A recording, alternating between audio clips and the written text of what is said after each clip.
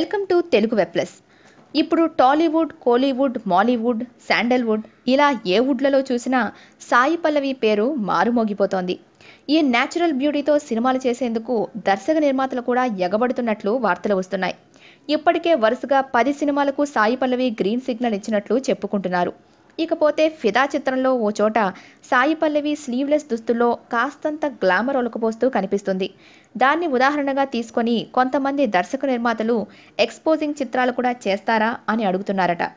వాళ్ళందరికీ పేరు పేరున చెప్పే కంటే ఒకేసారి తాను ఎక్స్పోజింగ్ చేయను అనే దానికి ఓ ఉదాహరణ చెప్పిందట సాయి. అదేంటయ్యా అంటే, ఫిదా చిత్రంలో సాయి పల్లవి ఓ చోట స్లీవ్లెస్తో కనపడుతోంది.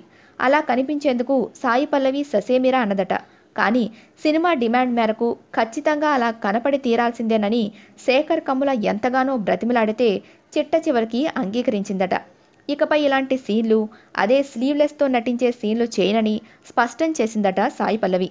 అయితే మొదట్లో ఇండస్ట్రీకి వచ్చేవారంతా ఇలాంటి డైలాగులే చెప్తారని, ఆ తర్వాత సన్నివేశాల డిమాండ్ల మేరకు మెల్లమెల్లగా అన్నీ చూపిస్తూ ముందుకెళ్తారంటూ కొందరు సినీ జనం చెప్పుకుంటున్నారు. మరి సాయి పల్లవి ఇలా చేస్తుందో, లేదంటే చెప్పినట్లే ఏమీ చూపించకుండా అలాగే ఉంటుందో వెయిట్ అండ్ సీ. మా వీడియో మీకు నచ్చినట్లయితే లైక్, కామెంట్, షేర్ మరియు మా ఛానల్ను సబ్స్క్రైబ్ చేయండి. Bye friends, see you again.